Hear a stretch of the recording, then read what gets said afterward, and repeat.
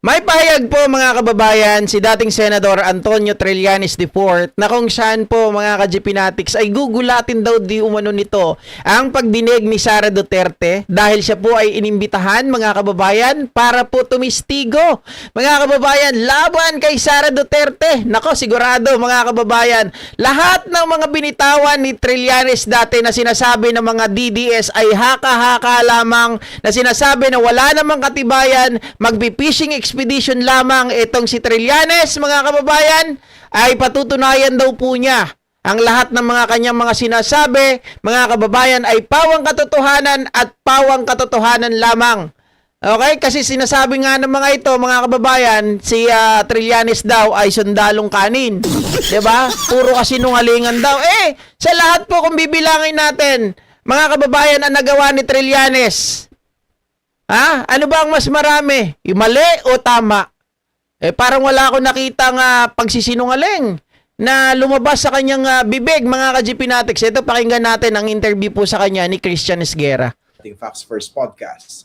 Walang iba kundi si former Senator Sonny Trillanes. Pakinggan na lang natin sa background din. Totoo po yan. Marami nag-aabang sa inyo ng mga DDS. Favorite kayo? Yes, good evening Christian. At sa ating mga viewers, kasama na yung mga DDS trolls. Dami ngayon. Okay, Sen. Binati pa yung mga DDS trolls. Pag-usapan itong mismong impeachment hearing sa House of Representatives. So, pinakabagong balita ngayong araw na ito. May grupo ng mga abogado, ng mga pro-Duterte, ang humihiling sa Supreme Court na mag-issue ng TRO para mapahinto yung impeachment hearings. Ano po ba tingin nyo rito? Ako, ang tingin ko rito, maliwanag na nagpapanik na. No? Panic mode. Hindi lang yan in isolation. So, itong panawagan nila na TRO, so ito na, ang pinakang desperate act to stop the impeachment hearings na nangyari sa Kongreso ngayon. Kasi alam nila, sa April 14, magkakalabasan na ng mga ebidensya. Ayaw nilang mangyari yon. Kasi gusto nila yung mga supporters ni Duterte ay ano pa rin, continue na maniwala sila na mga santo itong mga sinusuportahan nila. Yun. Then, hindi lang yan. Before that, makikita nyo yung mga ibang mga talking heads nila, talagang nananawagan na wag na raw muna mag-impeachment at unahin daw muna itong oil crisis. Ang sinasabi ko nga dyan, yung disenyo ng ating gobyerno ay supposed to be mag-multitask ito. Dapat yung government, by design, 3 branches of government ito, should be able to absorb various problems happening simultaneously. So yan yung multitasking. At to be fair sa Kongreso, inuna nila yung pagpasa yung pag-suspend ng excise tax. So kumbaga, inuna din nila yung legislative work na yon para wala nga masabi na hindi pinaprioritize yung Actually, mga kababayan, yung opening statement nitong si Jinky Luistro, di ba? Parang, kumbaga, mga kababayan, para manahimik kayo, na sinasabi nyo, inuuna namin yung impeachment ni Sara Duterte dahil gusto namin siyang matanggal na agad-agad, mga kababayan. Pero, yan kasi ang duty ng mga kongresista. Di ba mga kababayan, iyan ay constitutional duty nila na para magkaroon sila ng initiative to proceed doon sa impeachment ni Sara Duterte. And again, mga kababayan, taong bayan din ang humihingi to hold her accountable. Di ba? Ngayon, kung sinasabi nila na wala na kayong nagagawa, ganito, ganyan, bakit inuuna nyo yan? Masyado na tayo na maraming problema. Pinatunayan ng legislative branch, mga kababayan, na hindi po hadlang ang impeachment na ito para kami ay gumawa ng mga batas para hindi mag-function. Ganon, di ba? Pinatunayan nila kasi nga, yung excise tax, na unang-una na alam natin makakatulong mga kababayan, hindi kagaya ng ginawa ni Digong dati na yung train law niya, 'di ba? Kaya ngayon nagkanda leche-leche ang buhay ng mga Pilipino. Pag tumaas yung langis, lahat na mga kababayan apektado. Tapos itong Marcos administration naman, Sir Tony, nag-shoot out sila ng national declaration ng national emergency declaration at nag-lay out sila ng iba't ibang mga policy alternatives para ma-address yung crisis. At itong yung iba pang sinasabi nila, talagang ito na nga, may 18 ex-soldiers ito, pang-divert. So lahat na ginagawa para lang mapigilan yung paglalabas ng katotohanan sa mga susunod na hearing sa House. Okay, pero kinagulat niyo pa ba itong petition dyan sa Supreme Court? Although I'm not sure dahil hindi naman mismo petitioner dito ngayon si Vice President, no? Hindi pa. Kanina kausap ko po si Justice Carpio, sabi niya baka malamang hindi pa tuloy ng Supreme Court yan dahil walang standing o walang nexus. Dahil hindi naman sila impeached officials. O ini-impeach, hindi po ba? Pero kinagulat niyo pa ba yan? Hindi sila injured. Mukhang they're doing everything not to hold a trial or hearing of any sort kung saan ilalabas o pwede mailabas yung mga ebidensya, hindi po ba? Alam mo Christian, ito kahit sabihin natin wala silang standing, pero ito na yan ay mga fin-float, mga trial balloons leading to an eventual stoppage of the hearings para nga ma-preempt yung paglabas ng ebidensya. At ang impormasyon ko ay yung mga former Duterte officials, cabinet at pamilya mismo ang tumatawag sa mga ilang miyembro ng hudikatura ng Supreme Court at talagang naniningil ng utang na loob para lang mapigilan itong trial na ito. Okay. So April 14, mukhang magkakalabasan ng ebidensya dahil nag-issue na ng mga subpoena itong House Justice Committee. Kayo po, I understand ay nakatakda ring testigo. Can you talk about it? Hindi pa sa April 14 kasi yan ay yung tungkol muna sa confidential funds. Yun muna ang tatalakayin nila. Tapos ako naman naimbitahan doon sa parte ng complaint, yung allegation na ill-gotten wealth. Okay, so madaling salita mga kababayan, alam na natin yung mangyayari sa April 14. Ito ay nakatuon sa confidential funds. Wherein, mga kababayan, yan yung sinasabi kanina ni Attorney Jesus Palsis na kaya nag-file ng TRO, mga kababayan, inutusan ni Sara Duterte yung kanyang mga kaalyado, yung kanyang mga minions para mag-file ng TRO before the Supreme Court dahil ayaw nila na magsalita itong si Madriaga. Dahil by April 14, dyan talaga iikot ang pagdinig, mga kababayan. Dahil ika-clarify ni Ramil Madriaga kung paano po, mga kababayan, na-spent yung 125 million in just 11 days at kung kani-kanino napunta ito, mga kababayan, doon sa mga kakilala ng kakilala. Alam nyo na yun kung sino sinasabi ko dyan. At itong si Trillanes naman, magde-testify din siya, mga kababayan, ipapalsabi na rin siya para mag-testify, pero ito naman ay tungkol sa ill-gotten wealth. Okay? So, nabanggit na yan noon, wala nang bago, pero ang bago ngayon, kala ko ba walang bago, tapos may bago na naman. Ang pinakabago, mga kababayan, nasasabihin dito, or ipapakita dito, of course, mga ka-GPnatics, yung mga papel, or yung mga dokumento na magpapatunay. Kay Trillanes kasi di ba may aligasyon siya na tumatanggap itong mga Duterte, including si Kitty, mga kababayan, ang binabanggit ay parang 46 million ata, 46 million in every 4 months or 6 months, mga kababayan, itong Duterte siblings.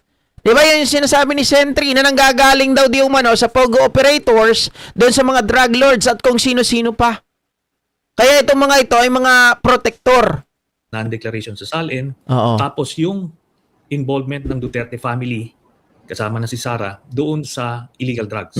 So, lahat yon ipepresenta ko as pag-provide ng context para din yung magiging basis eventually ng pag-validate ng iba't ibang ahensya ng ating gobyerno para ma-confirm yung allegation ko.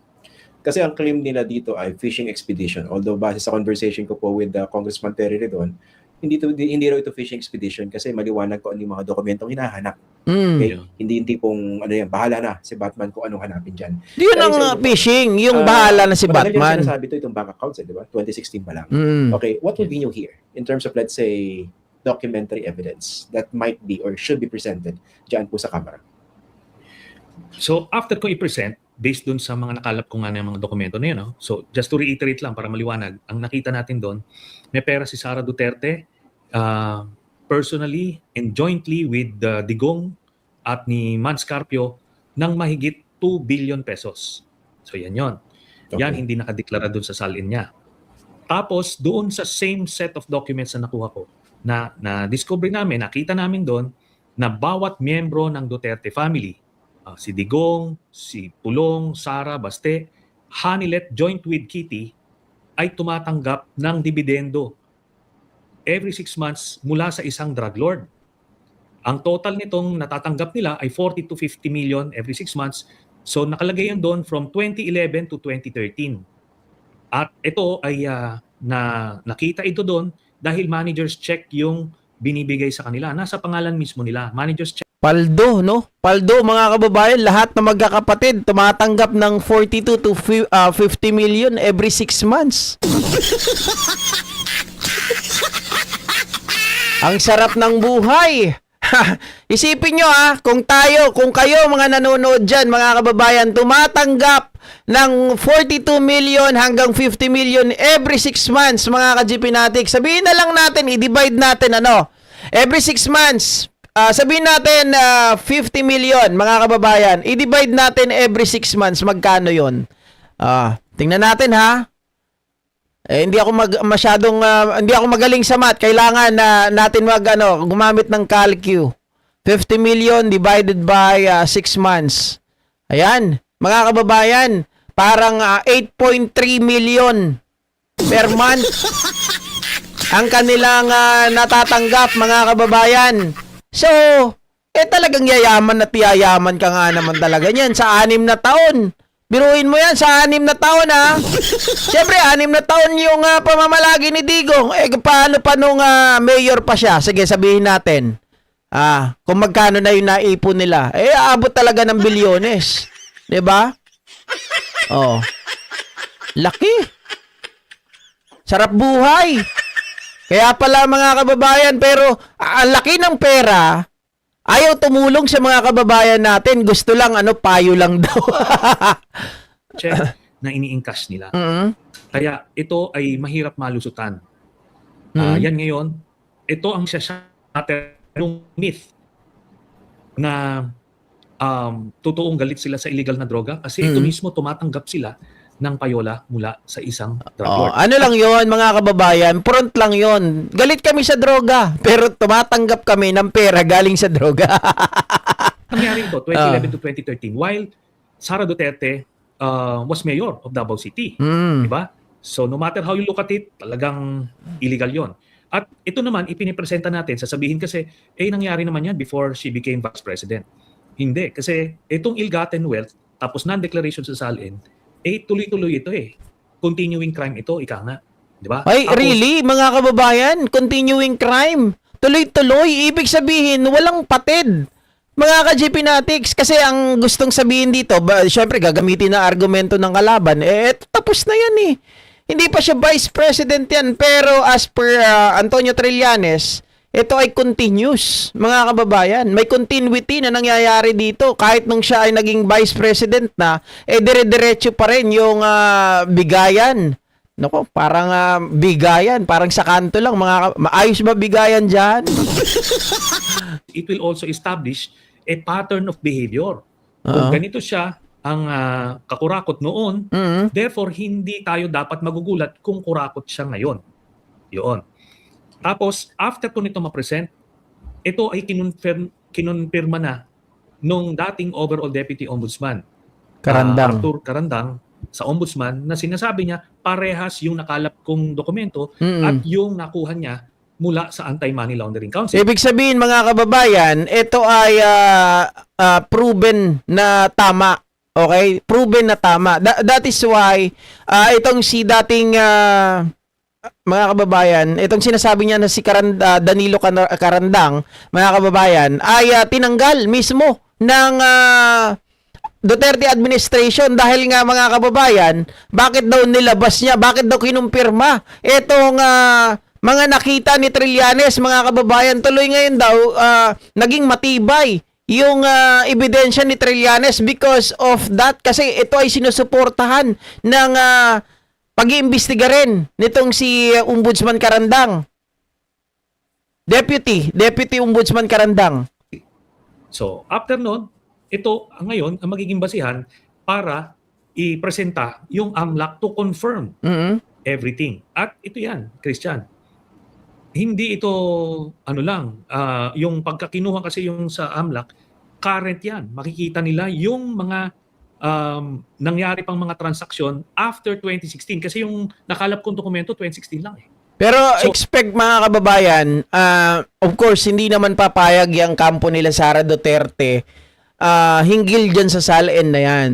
Siyempre, ilalaban nila yan, mga kababayan. I was not, sabihin nila, hindi pa ako vice president at that time. I was not an impeachable official of that time. Of course, bakit isasama nyo yan? Salin pa yan. Nung ako ay VP. Anong ako ay vice mayor. Hindi naman ako VP niyan. Bakit nyo titingnan yan? Something like that. Ilalaban nila yan, mga ka-GPnatics. Para hindi lumabas ang katotohanan. Di ba? Kaya lang, kung ganun ang sasabihin ni Sara Duterte, mga kababayan, ang magsasabi na niyan, yung bangko. Di ba?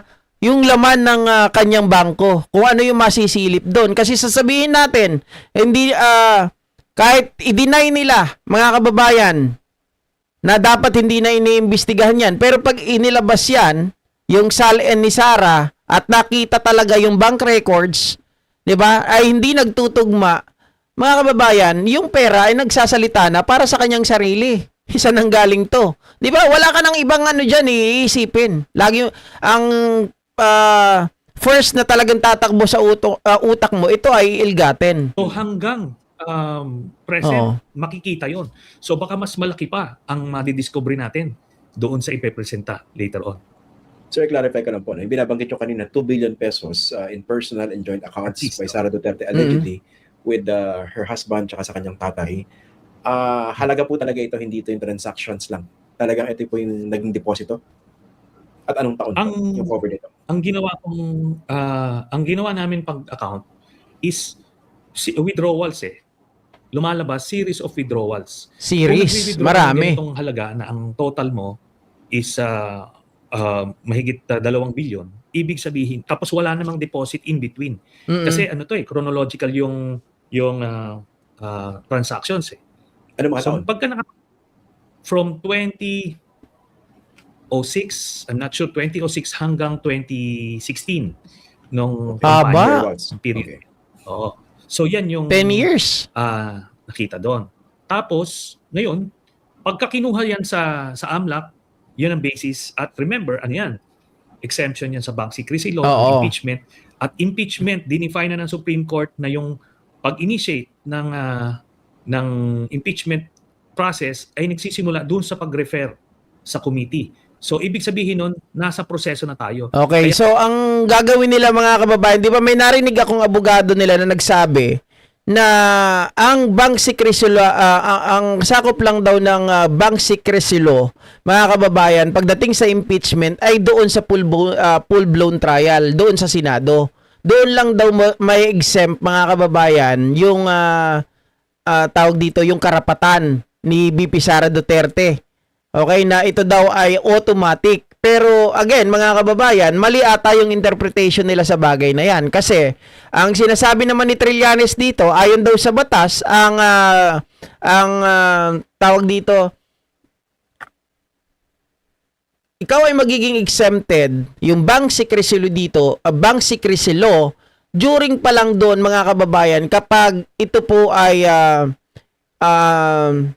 kumbaga in-endorse pa lang sa Committee on Justice, I mean, nandun pa lang sa Committee on Justice, ay automatic na, kaagad-agad. Hindi na natin kailangan antayin doon sa full-blown trial. Kaya hindi nila pwedeng ma-argue na ang impeachment naman ay doon sa trial. No, hindi dinefine ng Constitution yan, ng bank secrecy law yan, kung hindi impeachment. Ngayon, So impeachment, maraming sakop. Malawak. Representa ng AMLAC. So makikita pa natin yung mga naging transaksyon na pumasok na pera sa kanila from 2016 hanggang present. Why are you so confident with your evidence? Kasi you've been talking about this since 2016. No? Gaano ka solid po? No? Para sa understanding ng mga viewers natin. Gaano ka solid yung pinangahawakan ninyo? Kasi malaking risk din ito. No? Kasi kung buksan yung bank accounts tapos wala namang palang makita. Binabanggit ko nga before sa programa, isasabog to sa mukha ni Senator Trillanes. So why are you so confident about your evidence? Marami po tayong mga ginawang paraan to validate the information.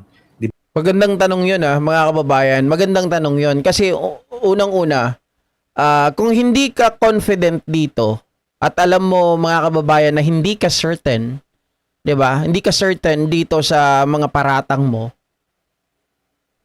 Alam mo yung magiging consequences. Sasabog talaga to sa mukha mo. Eh nakikita natin, Senator Trillanes is eager, mga kababayan, to find the truth and to show the truth, 'di ba? Para makita ng taong bayan kung gaano po kakurakot, kung gaano po garapal ang pamilya Duterte, particularly itong si Sara, mga kababayan. So, nakikita natin, sabi nga ni Christian, mga kababayan, ito ay talagang, parang dito, nagpatiwakal sa mga paratang mo na to kung hindi naman po ito totoo at kung walang maipapakita na proof, mga kababayan, laban kay BP Sara Duterte, parang sinira mo na yung sarili mo. And as per Trillanes, mga kababayan, na-verify na nga nila ito. Diba, kung maalala ninyo, nung nilabas ko yan, may mga nagdeposito Odek ng mga private individuals dun sa account. At pumasok. Pumasok. Diba? Pumasok, dinipositohan, so active. Tapos nung naipit si Duterte mismo, inamin niya na meron daw siyang more or less 200 million pesos doon. O ito na ngayon, hinamon niya ako na magkita doon sa BPI Julia Vargas branch. Tapos pinatawag niya yung supporters niya na pagka pumunta si Trillanes. Pares pa kami ng bangko kung saan, mga kababayan. Yan sa sa Meralco. Sa Pasig, pagdating sa likod lang ng Robinson yan. Doon, batuhin nyo ng kamatis para kuyugin daw ako. Akala niya hindi ako sisipot. Sumipot ako doon, sinalubong ko yung supporters niya. Ando doon pa nga dati yan, hindi pa senador si Senador Robin Padilla. Ando doon siya noon.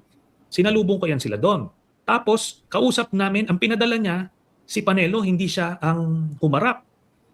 So si Panelo, kausap namin yung bank manager nung Julia Vargas. Sabi niya, kung meron kang special power of attorney, ibibigay niya yung statement of account para makikita mo na yung transaction history doon. Ang sabi ni Panelo, hindi yan ang hinihingi ko. Kailangan certification daw na hindi lumagpas ng 200 million pesos yung account. Nalala ko ngayon, iba. Oo. So, humaharap pa sila sa media, hindi dito ako, humarap daw siya. Sabi ko, magbibigay na yung bank manager ng ora mismo. Kaso certification ang hinihingi niya, ayaw niyang kuhanin. So 2 weeks after para makukuha. By then, tapos na eleksyon. Ngayon, ang tanong, sa media, naipresenta ba ni Panelo yung certification na yun? Hindi. Kasi, paano nga ibibigay yun? Lumagpas nga ng 200 million. Kahit na yung 200 million na yun, ano pa rin, hindi pa rin nila na-declare. So these are the obvious indications na tama yung nakuhang dokumento. Sa madaling sabi, mga kababayan, drama lang nila yon, yung ginawa ni Sal Panelo para nang sa ganun, mga ka-GPnatics, hindi mailabas talaga yung bank records doon. 'Di ba? Para pinatapos lang nila yung eleksyon para, mga kababayan, hindi sila tamaan. 'Di ba? Kasi pag sumabog yon, sigurado si Digong Duterte, mga kababayan, at that time ay hindi mananalo. 'Di ba? Makikita na maraming nakaw na yaman. So, yun na, eventually, ilang beses na pagkakataon na hinahamon siya, pakita mo, pumirma ka ng waiver. Yung latest nga, yung sa Quadcom, hanggang doon, sa dulo, hindi niya pinipirmahan yung waiver. Yan po yan. Okay. So pero kailangan pa rin syempre ng cooperation dito ng AMLAC, no? And I don't think that's optional on the part of AMLAC kung ipasabina ito ng House Justice Committee unless magkaroon ng TRO, hindi po ba? Yes. Yun na yun. They will have to comply with the subpoena Duces Tecum ng House Committee on Justice hearing this as part of the impeachment process. Ngayon, itong hindi lang ata Duces Tecum pagdating dun sa salin. Parang meron din dapat na taga-AMLA, tama ba, mga kababayan, taga-AMLA na haharap. So, I believe magkakaroon din ng subpoena ad testificandum. Kasi ang ad testificandum ay tao na kailangan, mga kababayan, manumpa na yung mga dokumento kasi ano yan ducis tecum ang dokumento 'di ba? Na kailangan panumpaan ng tao na yon na totoo yung nakalagay sa dokumento. Kaya nga kailangan doon ducis tecum, subpoena ducis tecum at subpoena ad testificandum. Kasi kailangan yung manumpa kaya nga testify. Mga kababayan, testificandum. 'Di ba? Itong Duterte camp, for sure, they will now resort again sa mga legal means, legal technicalities para mapigilan yung paglabas. Correct. Pero how long can they avoid this from your perspective? Kasi last year, di ba, sinabi nila, hindi kami nabigyan ng due process, kaya dumulog kami doon sa Supreme Court. Hindi kami nabigyan ng pagkakataon para silipin yung mga ebidensya di umano laban sa amin. Ngayon meron pagkakataon sa House Justice Committee, yun pa rin yung kine-question sa Supreme Court, due process naman. Kaya sa ordinaryong pagtingin, ano ba talaga kuya? Sabi nyo, due process dati. Ngayon, binibigyan kayo, ayaw nyo rin. I mean, how long can they evade this idea or reality that they should answer this allegation squarely? Alam mo, Christian, the answer to that question is in the hands of the Supreme Court. Kung magpapagamit sila, magpapakasangkapan sila sa pagtatago ng katotohanan. So therefore mga kababayan, mga ka-GP Natics, parang ang sagot dito ni Trillanes, 'di ba? Parang mga kababayan na nakikita ko dito, 'di ba? Sagot niya kung magpapagamit sila. So kung halimbawa, mga ka-GP Natics, ang mga members ng Supreme Court Justices o ng Supreme Court, sabihin natin mga kababayan na nagkaroon ng pagkakataon. Kunwari lang 'to hindi ito talaga facts. Kunwari na 'di ba may utang na loob sila kay Digong. Because alam naman natin, sila ay appointed by Digong Duterte. 12 ata dyan sa 15 ay appointed ni Digong Duterte. At kung ang ibinayad dyan, mga kababayan, ay galing sa masama, 'di ba? Or galing sa mga Duterte, of course, sabihin natin, binayaran din sila. So therefore, ang pwede pala na maging pwede pala na pagbigyan din ng Supreme Court yung TRO ngayon na hinihiling ng minions ni Sara Duterte kung paiiralin nila yung utang na loob at yung kung sila ay bayad ni Digong Duterte. So parang mga kababayan, sige, masira na natin yung sarili nating future. Sirain na natin yung ating pangalan. For the sake na hindi lumabas ang katotohanan. Kasi iniisip ko dito mga kababayan, kung ang mga justices na to ay kasabuat doon sa mga katarantaduhan ng mga Duterte, of course mga kababayan, they will going to protect yung kanilang interest, 'di ba? They will going to protect yung tao na kanila pong pinagkakautangan ng loob para hindi lumabas yung katotohanan. Yun ang nakikita ko. If they are, mga kababayan, connected dito sa mga katarantaduhan ng mga Duterte. Pero kung halimbawa, utang na loob lang dahil si Digong Duterte ang nag-appoint sa kanila, wala namang involved na pera, I believe hindi nila pagbibigyan itong mga kababayan, yung hinihingi na TRO ng minions ni Sara Duterte. Yun. Talagang mangyayari yun. Mm-hmm. Pero to